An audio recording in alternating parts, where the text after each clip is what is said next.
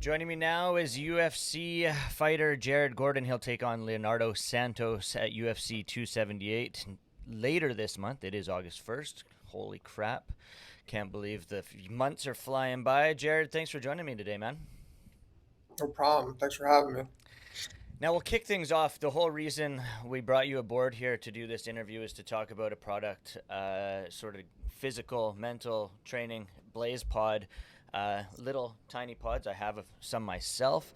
I know you like to use these for your training. Just talk about the BlazePod itself and how you like to implement it into your workout program. So,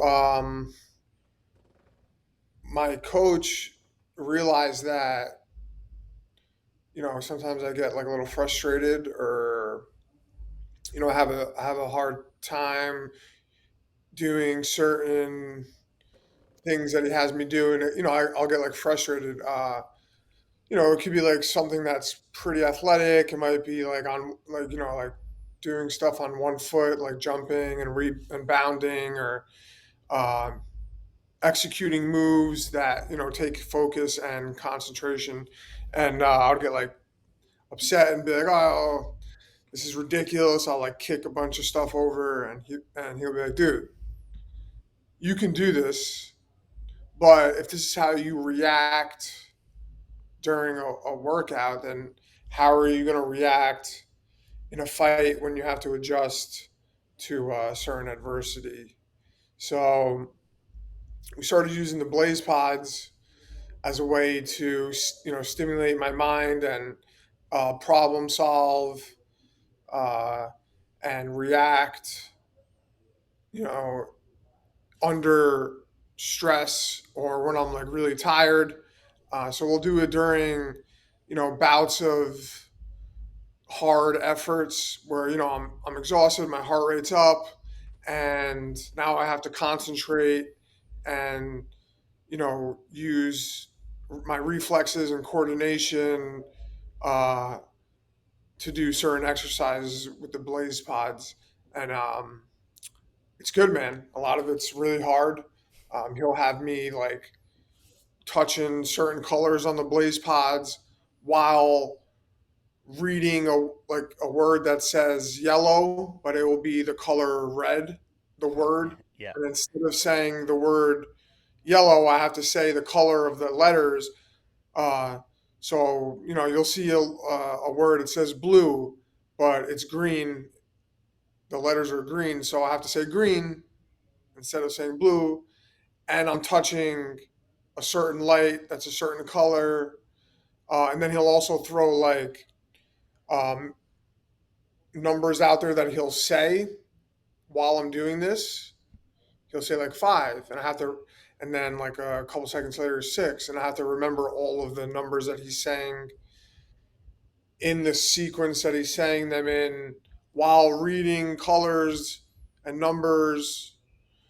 Yeah, so like he puts all this stuff together, and I have to, it's like basically memorization and problem solving and like um, reflexes all at the same time while I'm already really tired during like a circuit that we're doing, and we'll use the Blaze Pods during my like rest time. So I just did a whole circuit. I'm exhausted, and now I'm doing all this reflexes and not guessing, but saying the correct colors while these colors are flashing in my face, and I'm trying to remember numbers, and it's like so it's been really cool.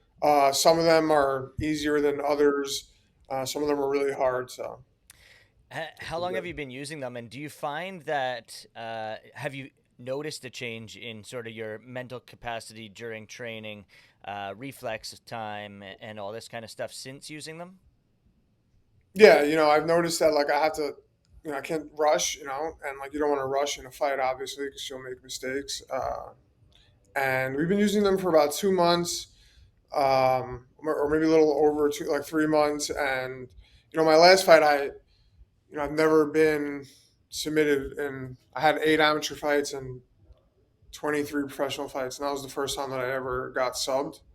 The last time that I got like submitted was in like a grappling tournament when I was Hmm. 17 years old, and it was just mistakes that I made, simple mistakes that I know not to do, but I was rushing because I was doing well on the feet, and like I was rushing to get back to my feet, and I made the mistake of giving on my back, which is something that I know not to do. Something that's like just almost jujitsu 101, like don't give up your Of course, back. yeah. Uh, and I rushed and like I was like, oh, I'm gonna get up, I'm gonna get up, and I would turn to get up, and I would get my back taken, and I'm like, I know this, like, why am I doing this? And like, I couldn't, I didn't adjust during the fight, and it cost me the fight. Granted, my opponent is a really good fighter, great grappler, submission guy, and Yeah. you know, but I learned a lot, and now I'm learning like, all right, like I have to take my time. If you get taken down, it's not that big of a deal. Work from there. And these are things that I already knew though, but you got to practice these things and um, keep it fresh in your head so that you don't make the same mistakes.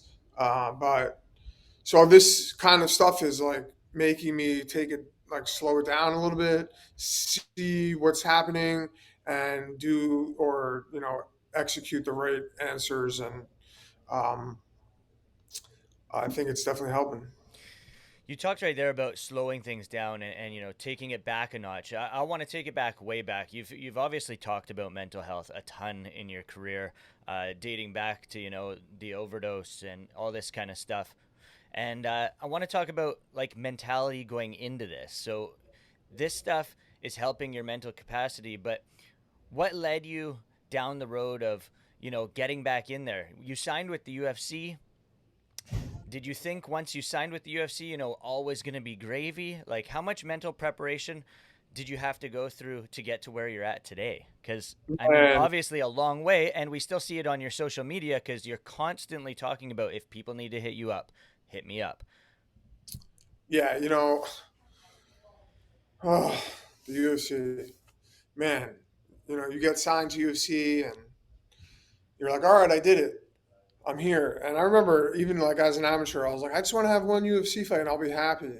Yeah. And then you get signed to UFC and you're like, wait a minute, like now I really got to work hard. And then you realize like, so when I got signed to UFC, it was on the Dana White Looking for a Fight show. Um, and he signed me after I fought Bill Algeo. And he was like, he kind of said that like I had no personality. Yeah. And I don't know if you ever watched the episode. And he was like, "Oh, so you want to do this or what?" And I was like, "Yeah, of course." What do you mean?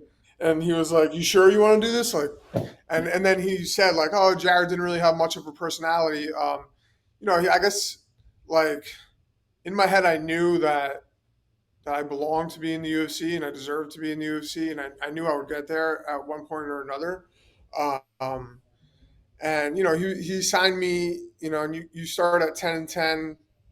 When you're first in the UFC, if you lose like two or three straight, you're gone. Yeah.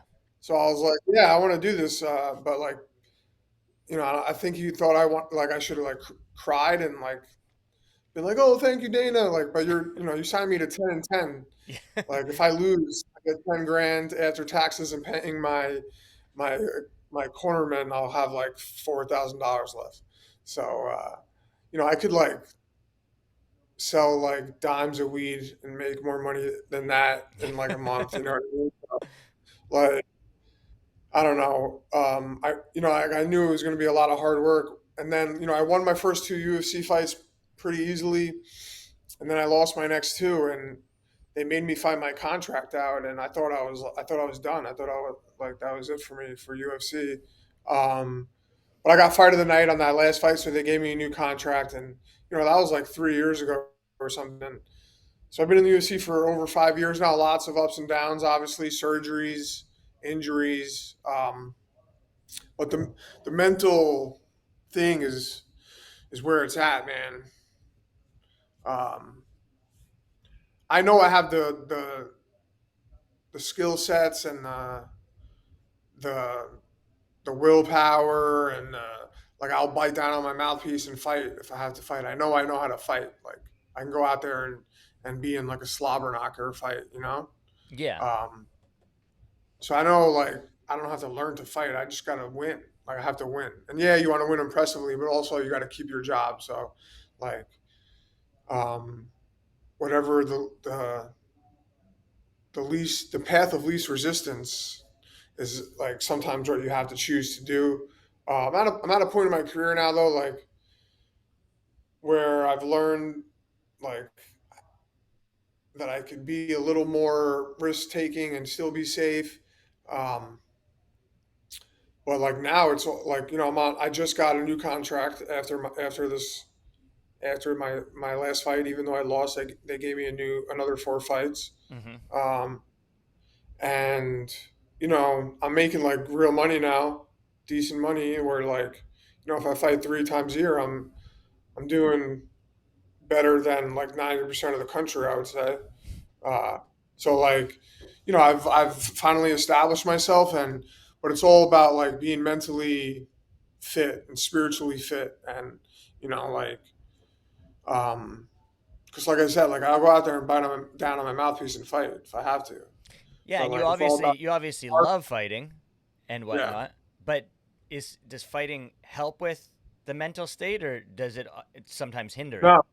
Well, fighting is it's something that I love. It's my passion. I love martial arts. I love competing. Obviously, I make a good living fighting now, uh, and I want to be the best. I want to be champion, but it doesn't give me lasting fulfillment whatsoever. I fight, and even when I win, 3 days later, I'm like, now what? Yeah. And I'm like depressed because it's such an emotional roller coaster. Um, So, like, fighting doesn't give me any fulfillment.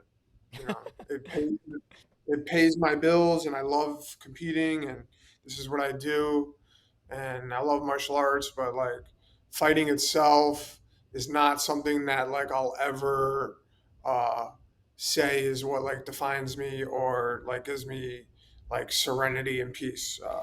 Helping Definitely. people, you know, doing work like service work for others, and like when someone tells me that I actually helped them with certain things, like that's what gives me fulfillment in life.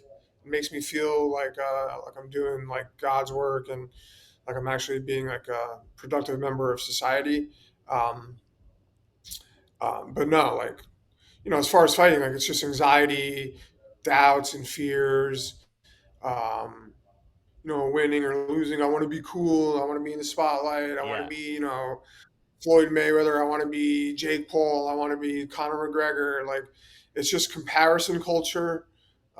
You're just like want to be better than the next guy or be as good as the next guy, and who's got more followers, who's got more money, who's got more shiny shit. Uh, None of that stuff. Like, the more money I get, the more shiny shit I get. Like I bought a 2022 Audi. It was like the biggest Nice. mistake I ever made. Like, fuck, it's shiny and it's fast and I love it. And I'm like, I had it for like a month and I'm like, fuck this car. Like, Oh shit. you know what I mean? Like buying a So, new pair of shoes. You're like, of yo, don't step course. on my shoes. Don't It step on my shoes. And then social like three media weeks later, culture too, right? new shoes. Yeah, it's the same thing. Social media clothes, garbage, bro. Yeah, Garbage. so two things out of that response you gave me there. Obviously, mental preparation and mental health is something that you're dealing with on a constant basis. Addiction for you came and was led from injuries and whatnot. So your mental capacity, do you constantly, like you said there, you have anxiety when you're fighting? Is the anxiety of getting injured something huge, especially because that's how addiction came about? Not anymore. It used to be something that I would have to worry about, but I'm able to harness my anxiety and fears now and cope with it a lot better than I used to. Um, but no, like I've had 2 surgeries, and I've been sober for a little over 6.5 years now, and I've had 2 surgeries in that time, and you know, I go in the hospital. They gave me pain meds to have surgery. I come out and I'm fine. Like I'm Good. able to like I'm able to cope with the pain. Physical pain is not as bad as mental pain for me. For sure. mental anguish and emotional suffering and spiritual like drainage. Like that stuff hurts me more than anything else. Excuse me, but the pain med stuff, like pain, is something I can deal with. Definitely. And we talked right there about social media culture and how it's BS and whatnot. And despite the fact that you're on there constantly posting about, hitting you up, which is super cool. And I want to ask you, do people take advantage of that? Do people message you? Do people contact you? Have you been getting a hold of the people out there that obviously need help? Your following continues to grow as you're in the UFC, and your career is flourishing. Do people hit you up, and have you been able to help people's lives throughout your social media posts? Yeah, man, I speak to people from all over the world. I speak to people from Europe, South America, all over um, the world. Spoken to people from India, Canada, Pakistan. Like I've literally have spoken to people from every continent, and yeah, I've helped a lot of people. I've gotten a couple people into certain treatment centers. Um, and I spoke to, I've had like conversations with people over the span of years Uh, about recovery and stuff. is there a story that sticks out to you? Man, there's so many, dude, that people, I'll speak to people for a while, and then I won't hear from them for a little bit, and then like a year later, 6 months later, they'll message me and be like, dude, um, I don't know if you remember speaking to me, but we spoke a year ago. I'm still sober, and like I thank you. Like you're like one of the main reasons. I actually spoke to someone. Oh, wait a minute, I don't have it on my phone. Someone like hit me up today or yesterday and was like, "Hey man, thanks so much for helping me. You helped me start my training in MMA. I had like no uh, confidence to go do it, and it's been 3 years. I'm still training. Thank you so much." And that necessarily wasn't like an addiction thing, but it was just like a mental health, you know, lack of motivation thing. And man, constant DMs on every platform, Twitter, Instagram, Facebook, even close friends, people that I've known for a long time. Obviously I help. Um, but man, I have conversations with people from all over the world that I still speak to regularly, and they thank me all the time for all the help. But it's like I don't want to take credit for that. No, It was something that was freely given to me that I have to give back to others. In order, not I'm helping you, but I'm also helping myself. By doing that. definitely. I mean, I have a little bit of a story. Last week, actually, I was on Instagram. I was go to log in. My account pops out, logs me out, says I've been banned for no odd reason. And you wouldn't think that social media would do this to you, but it messes with your head big time. So I lost my Instagram. I go to pop over to Facebook to use my messenger for like my staff chat and whatnot. Banned from Facebook because they were linked together. I'm able to create a new Instagram account. That was fine. Followings, whatever. I don't care about that. But just being able to deal with people.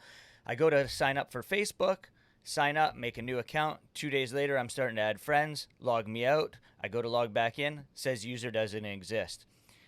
It's weird how social media can put you into a bit of a dark place, even though it's not huge in the grand scheme of things.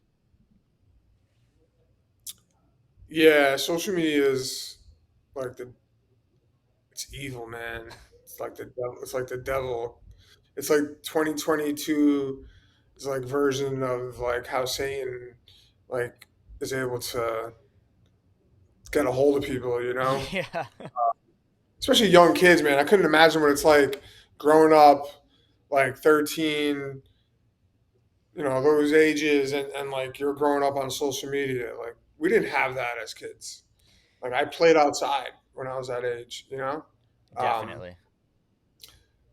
we had phones, but we had like Nextels and shit. I was getting called in when it was dinner time. My mom would flick the light switch out front or Yeah, something. exactly. So it's like, man, I couldn't imagine like when you're that young, what it's like the bullying and like the stuff that goes on social media probably is, these kids are going to grow up. They're everything is so distorted for them. They're like what value looks like, or what like being a man or a woman is supposed to be. You have to like look at social media for like your idols. Yeah, It's terrible. big time. All right, 20 minutes in. Let's quickly touch on the fight itself. UFC 278 later this month, August 20th, Leonardo Santos. How stoked are you to get back in there? Obviously, coming off of the loss to Grant Dawson, submission loss, mental state coming into this one. How awesome is it to get back in there? Big pay per view, whatnot. Tell me about this fight. Yeah, I feel great. I'm training my butt off, and my mental game is on point. Working with mental coaches and spiritually fit. You know, Leonardo's a tough opponent. He's got a lot of good wins. He's been around for a while. He's good everywhere. Um, Tough opponent, but stylistically, I think it's a good fight for me. Um, he's dangerous in the first 3 minutes. Seems to fade. I'm not banking on him fading, you know, but I think that rounds 2 and 3, I'll be able to take advantage of that. And I also think that the stuff that I'm working on could work well early as well, um, in early in like the first round. So um, great fight for me, great win for me, and that's what I'm going to do. Perfect. Finally, I want to ask you this. I know it's not MMA. You're belted and ranked under John Danaher. Obviously, Danaher Death Squad. This weekend, we got Gordon Ryan against Felipe Pena. Big, huge matchup. Gordon's second fight in his return. Any interest in this, and how do you see it playing out? Obviously, Gordon's the man. Uh, I train with Gordon a lot, man. I haven't in a while, in a little bit, but we used to train constantly. Um, Kid's a savage, obviously, best grappler, no gi grappler, I believe. Um, I watched his last match, and he just toyed with that guy like it was just a joke. Um, I think he has 2 losses to Felipe or something like Yep. that, Yep. but it wasn't the Gordon of now. I think he's gonna make it look easy, and it's gonna it will like cement him, I guess, even though he's already the best. But when you have 2 losses to someone, it's a great way to just shove it in everyone's face and say, "Well, here it is." um, Exactly. you know, Are grappling super fights something you ever want to do? I think about it all the time. I'm like, I wonder why I don't do these super fights. But I just like feel like I train so much for MMA that I would have to like if I were to do it, I would want to do it against another MMA guy. I'm not going to go in there against some leg locker and like Yeah. uh, although like I know how to defend leg locks. Like these guys are so good, and like it's to me, it's like if you're gonna break my knee, I might try to break your face. Like in a grappling match, it's like Maybe you know, combat jujitsu then. yeah. I mean, I can see myself doing that. It's just like I don't think I'm good enough to play with those guys with the legs, and like I don't need to get hurt, so I haven't done them because like I don't want to get hurt, and MMA is my focus. So And it pays the bills, like you said. He yeah. is Jared Gordon, takes on Leonardo Santos, August 20th, UFC 278. Jared, appreciate your time today, man. If you got any sponsors, shout outs, anything you want to say to the people, the floor is yours. Live Pure, one of my sponsors. Big shout out to them. Recreate Behavioral Health Network, uh, partnered with them. Treatment Center. If anyone needs help, give me a shout. Can help you out. Um, that's it, man.